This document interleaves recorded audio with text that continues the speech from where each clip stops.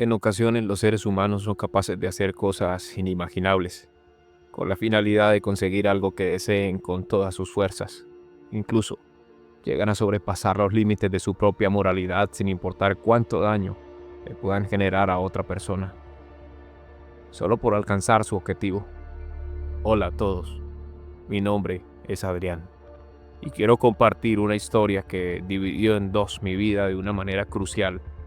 Para que me comprendan mejor, debo retroceder en el tiempo y así contarles todo desde el principio. Bienvenidos a un nuevo episodio. Si te gustan estos relatos, no olvides suscribirte, darle like y comentar qué te pareció esta historia. A mediados del año 2011, yo tenía 24 años y me encontraba trabajando como guardia. Por lo general, realizaba turnos nocturnos, debido a que durante el día estaba estudiando la carrera de ingeniería civil. Yo trabajaba en un condominio ubicado en el sector de la ciudad donde viven personas adineradas, y mientras estaba trabajando allí, conocí a Renata, la mujer que hoy en día es mi esposa. Renata tenía 24 años y vivía en una de esas casas del condominio junto a sus padres y sus hermanos. Cuando yo la vi, fue amor a primera vista, pero siendo honesto, la consideraba como una mujer inalcanzable. Su familia tenía mucho dinero y pensaba que tal vez ella tenía esos estereotipos tontos que tienen las personas por ser de distintas clases sociales. Pero a mí su dinero nunca me importó. Para mi sorpresa, fue Renata quien dio señales de que al parecer yo le gustaba.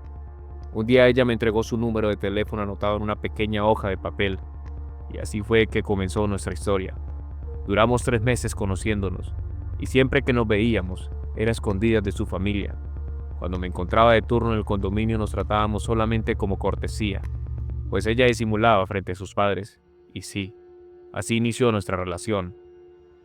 Todo a escondidas de su familia. Renata me decía que ella sentía temor que sus padres se enteraran de nuestro noviazgo, y me decía que ellos iban a hacer lo que fuera con tal de separarnos, porque no iban a aprobar nuestra relación. Y sí, tal vez ella tenía mucha razón. Claramente sus padres no iban a estar de acuerdo que su hija tuviera una relación con una persona que no fuera de su mismo círculo social. Pero a mí eso no me importaba.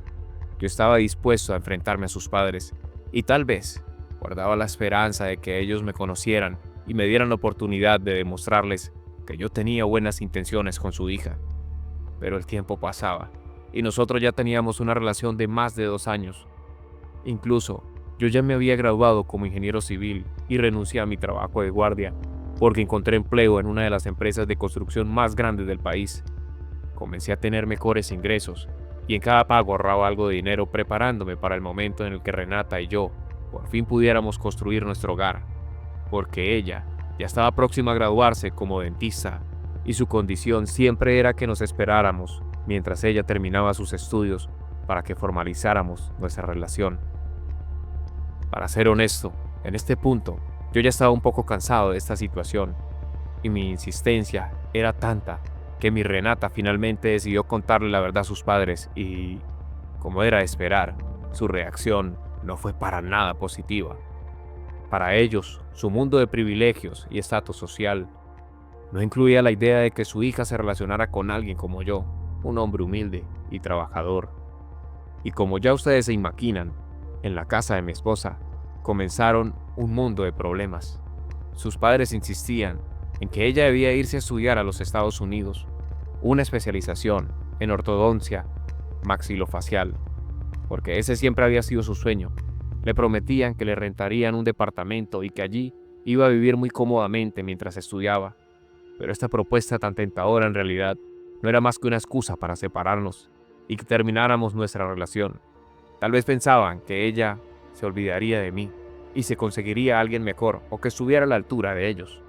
Mi esposa rechazó esta oferta y nosotros optamos por seguir nuestra relación a pesar de la oposición de su familia.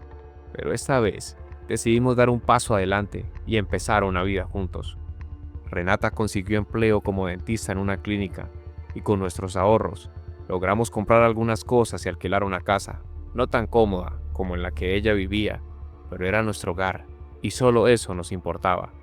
Nuestro objetivo era claro: construir un futuro juntos y poder ser felices. Sin embargo, lo que no esperábamos era que el destino nos jugaría una mala pasada y tendríamos que enfrentarnos a la adversidad, producto de la malicia de mi suegra, pues sus intentos por querer separarnos se volvieron cada vez más evidentes y muy desesperados.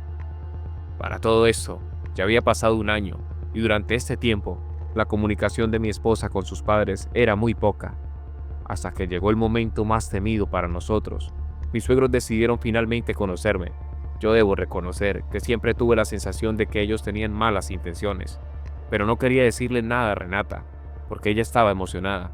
Ellos organizaron una cena en su casa, y aunque sentía un nudo en el estómago ante la idea de enfrentarme nuevamente a su desaprobación, decidí asistir. Recuerdo que ese día llegamos, y desde el primer momento que puse un pie dentro de su casa, percibí las miradas de esa señora cargadas de menosprecio, fría e intimidante. Pero no quise dejarme llevar por malas impresiones, y pensé que tal vez yo estaba siendo precipitado.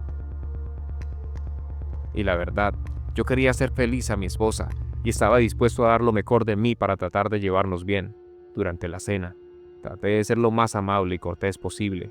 Me esforcé por mantener la compostura y demostrarles que mi amor por su hija era sincero y desinteresado.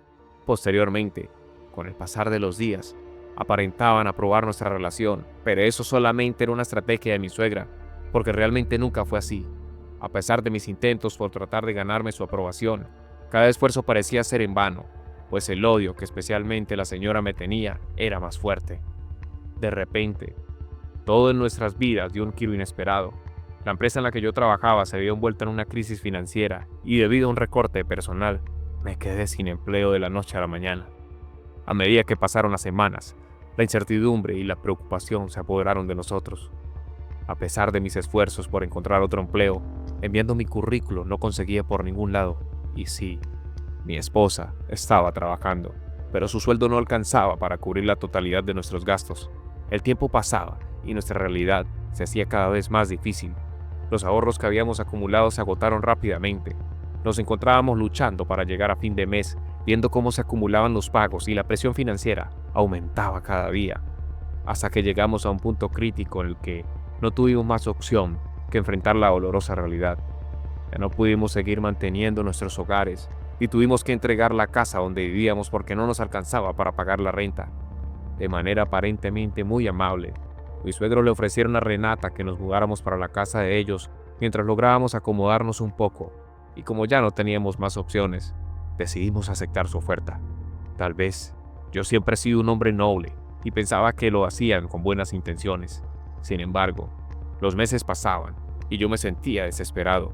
No conseguía empleo por ningún lado. Me sentía un inútil porque prácticamente era una carga para ellos. Pero eso no es nada. Lo peor estaba por venir.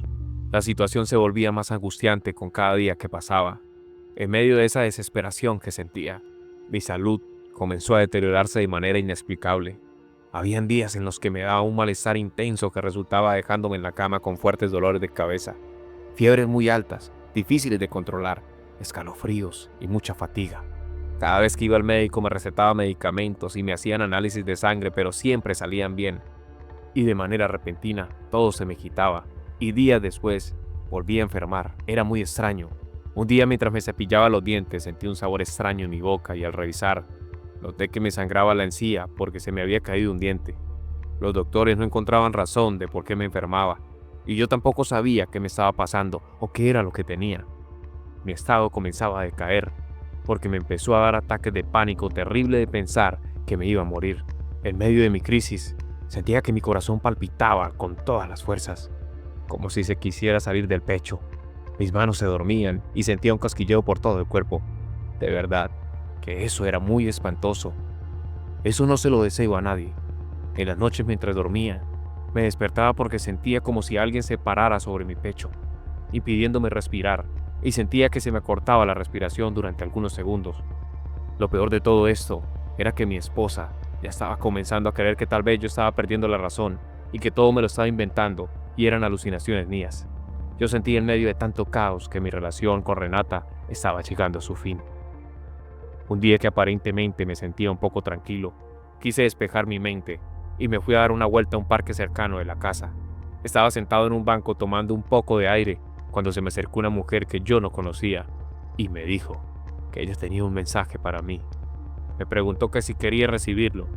Realmente era muy loco porque era alguien a quien yo no conocía. Nunca la había visto en mi vida. Y pensé que la señora tal vez estaba confundida. Ella tomó mi mano derecha y me dijo mi nombre sin que yo se lo hubiera mencionado. Fue muy directa y me dijo: Adrián, veo que hay alguien que te está causando mucho daño. Y esa mujer que llevas contigo en el costado derecho te está tratando de proteger, aunque sus fuerzas ya se están agotando. Debes buscar ayuda rápido, porque sobre ti ha caído un maleficio muy poderoso que te va a llevar hasta la ruina total. En ese momento, sentí como si un balde de agua helada cayera por todo mi cuerpo. La voz se me entrecortó y como pude, le pregunté si ella tal vez me podía ayudar y me contestó que lo sentía mucho, pero que ella no me podía ayudar. La señora tomó nuevamente mi mano y sobre ella anotó con un esfero una dirección, mientras me decía que debía ir a ese lugar cuanto antes, porque según ella, allá iba a obtener las respuestas que estaba buscando. Yo solamente podía llorar. No entendía nada de lo que estaba escuchando. Agaché mi cabeza para limpiar la cara con mi playera y cuando subí nuevamente la mirada, la señora se había desaparecido. La busqué por todo el parque. Yo necesitaba saber quién era ella y por qué sabía todo eso sobre mí. Pero ella ya se había ido.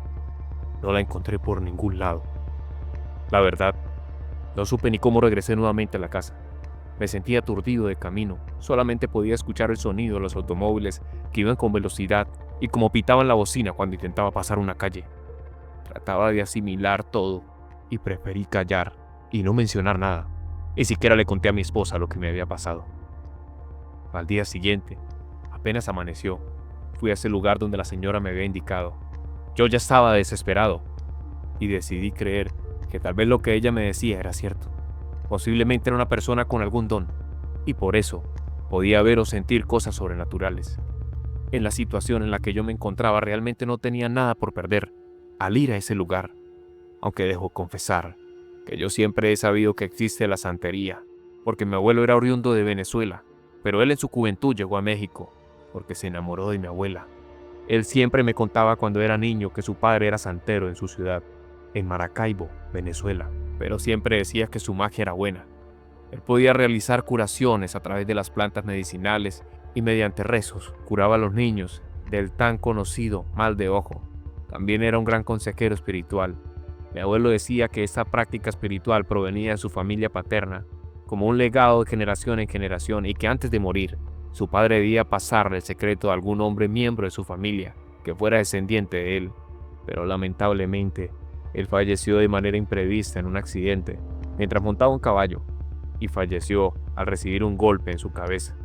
Entonces no pudo pasarle su secreto a nadie, muriendo también esa tradición que provenía de su familia desde muchos años.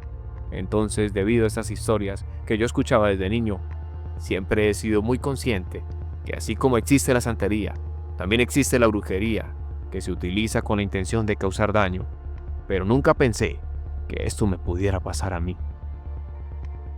Entonces, al día siguiente a primera hora me encontraba en la casa de esa señora. Recuerdo que me recibió una mujer de unos 60 años aparentemente, vestida un vestido largo color blanco y su cabellera larga llena de canas. Fue muy amable al recibirme. Yo le dije que no tenía una explicación lógica del por qué me encontraba buscándola. Solamente podía decirle que una mujer que no conocía me había dicho que en ese lugar encontraría respuestas sobre lo que me estaba sucediendo.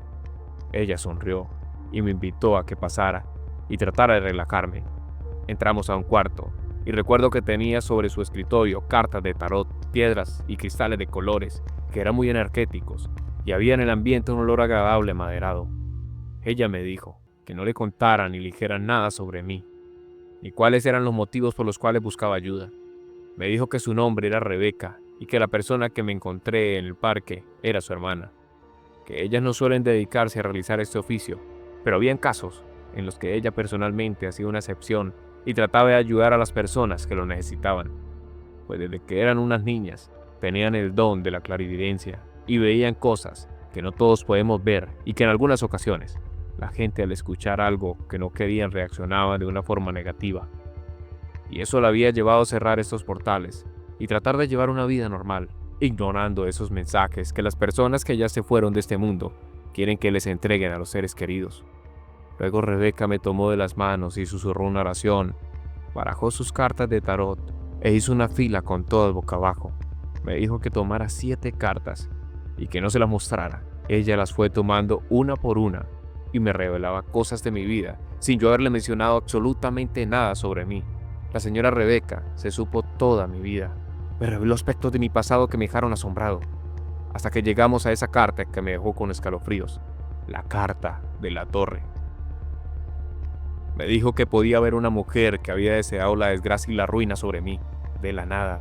Rebeca tuvo una especie de trance, cerró sus ojos y comenzó a dibujar. Yo no entendía nada, le tomó como unos 10 minutos para recuperarse y después me dijo que mi caso era de extremada urgencia, porque había un entierro que tenía mi foto con mi nombre escrito, y que eso que me estaban haciendo era el porqué de mis desgracias. Con sus ojos angustiosos me dijo: Adrián, tenemos muy poco tiempo para actuar, pero la señora de la flor y yo trataremos de protegerte. Transcurrió como un minuto de silencio, mientras yo podía procesar toda esa información, hasta que le pregunté: ¿La señora de la flor? ¿Quién es ella? La mujer que te acompaña, que estaba contigo siempre. Es una mujer de tez morena y tiene en la mano una flor de color amarillo. Ella te está protegiendo, pero sus fuerzas se están acabando porque el maleficio que ha caído sobre ti es muy fuerte. Yo me solté en llanto incontrolable. La señora de la flor amarilla era mi abuelita materna, Amparito. Cuando yo era niño, al salir de la escuela de camino a casa siempre pasaba por un sendero. Tomaba una margarita de color amarillo y se la llevaba a mi abuela. Ella me recibía con comida y era quien cuidaba de mí porque mis padres trabajaban. Mi abuela siempre fue una mujer muy creyente. Iba a la iglesia con frecuencia y siempre me tenía en sus oraciones. Cada noche antes de dormir me daba su bendición. Ella falleció cuando yo tenía 15 años y siempre había sentido que me cuidaba del cielo. Después, la señora Rebeca me detalló cómo era el lugar que ella veía en la visión y me entregó el dibujo que había realizado.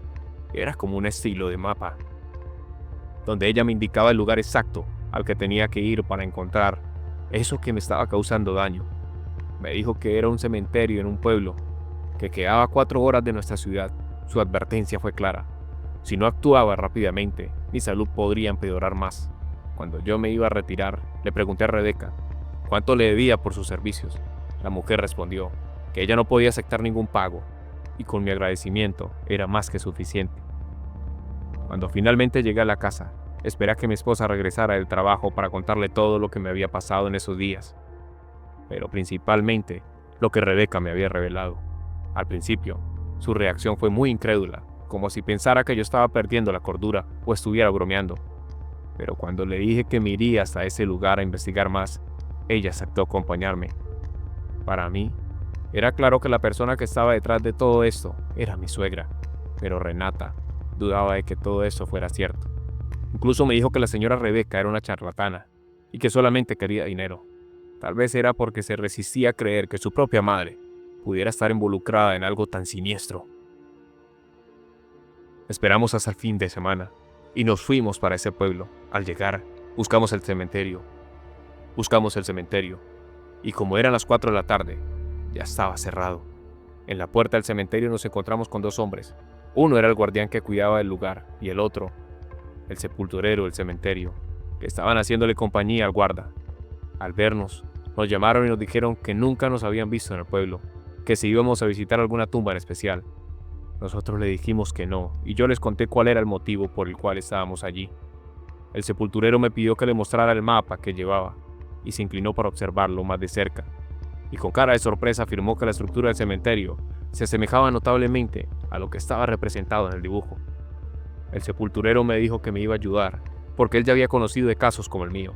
Al parecer, tristemente muchas personas van a ese cementerio a dejar entierros de brujería. Me dijo que debíamos aprovechar que el cementerio estaba solo para que nadie nos viera.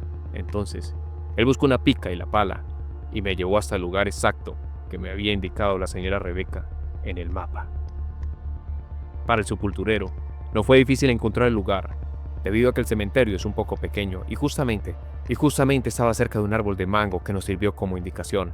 Al llegar, Tal cual como lo indicaba Rebeca, había una tumba con una lápida con mi nombre grabado en ella. El sepulturero me hizo el favor de cavar, y como a medio metro de profundidad, encontramos un baúl de color negro, cerrado con un candado grande. Yo seguí las indicaciones que la señora Rebeca me había dado. Ella me dijo que no podía abrirlo ni tratar de manipularlo, porque el mal no podía ser liberado por cualquier persona. Cuando ya tenía el baúl conmigo, la llamé, y ella me dijo que nos viéramos en su casa apenas llegáramos a la ciudad. Con mi esposa nos devolvimos nuevamente y al día siguiente nos fuimos para la casa de Rebeca. Entramos a un cuarto que yo desconocía, pues ahí no fue donde estuve la primera vez que fui. Ella nos explicó que como el entierro fue descubierto, por lo general, el mal que me querían hacer en mí sería devuelto a la persona que lo había realizado, y por eso debíamos destruir lo que encontrábamos adentro. Al abrir el baúl, encontramos un muñeco de trapo. Creo que se llaman muñecos, vudú. En la cabeza tenía una foto de mi cara pegada con alfileres, y por la parte de atrás estaba escrito mi nombre. Mi esposa al ver la letra la reconoció y dijo: «Fue ella, no tengo duda». Rebeca nos preguntó si sabíamos quién era la persona que me estaba haciendo esto, y yo le dije que estaba seguro que era mi suegra, y que al parecer mi esposa también había confirmado sus dudas. Ella nos dijo que debía ser sincera con nosotros, y que si mi suegra había sido, ella enfermaría unos días después, pero que al destruir ese entierro, el mal no iba a tener tanto poder sobre ella, y sí, tal vez se arrepentida de corazón, se iba a mejorar. Esas palabras le dieron algo de calma a mi esposa, quien al ver la gravedad del asunto temía por las consecuencias de los actos de su propia madre. La señora Rebeca realizó un ritual de protección empleando velas blancas, hierbas y unos cuarzos. Después destruyó el baúl quemándolo con todo lo que tenían dentro. Nosotros tratamos de no mirar casi, porque mientras ella realizaba el ritual, me había entregado un cuaderno y un lápiz donde debía plasmar mis deseos de liberarme de esas energías negativas. También me recomendó que si me nacía, escribiera que iba a perdonar a la persona que estaba detrás de todo esto, dando el paso como un acto de perdón. Al terminar, Rebeca me entregó un cuarzo, el cual debía mantener conmigo siempre como protección. También tenía que hacerme unos baños con hierbas purificadoras todos los días durante al menos 6 meses. Para no hacer más larga mi historia, les cuento que los días pasaron y como era de esperar, mi suegra enfermó. Tenía los mismos síntomas que me daban a mí, entonces ya no teníamos duda que sí había sido ella. Mi esposa estaba muy conmovida. Siempre habíamos sido conscientes que sus padres no me querían porque pensaban que yo era poca cosa para su hija, pero nunca pensó que su propia madre fuera capaz de hacer algo de semejante magnitud solamente por intentar separarnos.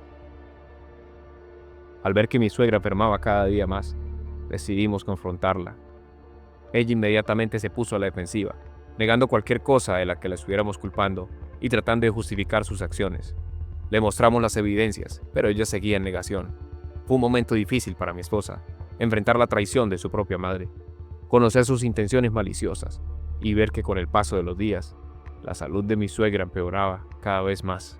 Y finalmente, en un giro irónico del destino, fue ella quien necesitó de ayuda médica y de un espiritista para que la liberara a ella de esa desgracia que había deseado que cayera sobre mí. Aunque para ella lo más difícil era tener que asumir la responsabilidad de sus acciones y tener que aceptar ante todos que ella había ido con un brujo al que le llevó mi foto y le indicó que quería que cayera sobre mí la desgracia para que su hija y yo nos separáramos. Nosotros, a pesar de todo, decidimos seguir adelante con nuestras vidas. Mi esposa se mantuvo a mi lado, demostrándome su amor, y nuestra situación mejoraba cada vez más. Yo me sentía renovado, lleno de energía, y fue ahí cuando me ofrecieron un cargo público con un gran salario. Para nosotros parecía que toda la pesadilla que llevábamos viviendo por meses había llegado a su fin. Poco a poco, mi suegra comenzó a mostrar signos de arrepentimiento sincero. Reconoció su error y nos expresó que sentía pena por haber intentado separarnos de manera tan malintencionada. Aceptó la responsabilidad de sus acciones y se comprometió a enmendar sus errores. La reconciliación de mi esposa con su madre no fue fácil, y a Renata le llevó tiempo volver a confiar en ella. Hubo momentos de tensión, lágrimas y conversaciones difíciles, que en ese momento de tan solo recordarlas se me ponen los pelos de punta. A medida que mi suegra se recuperaba, también lo hizo nuestra relación con ella.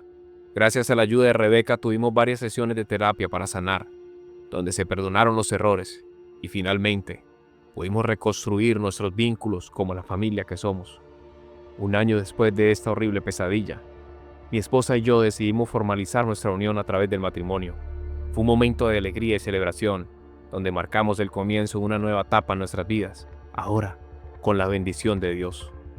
Hoy en día nos sentimos bendecidos porque tenemos dos hermosos hijos, Clara y Simón, quienes llegaron como un regalo de la vida.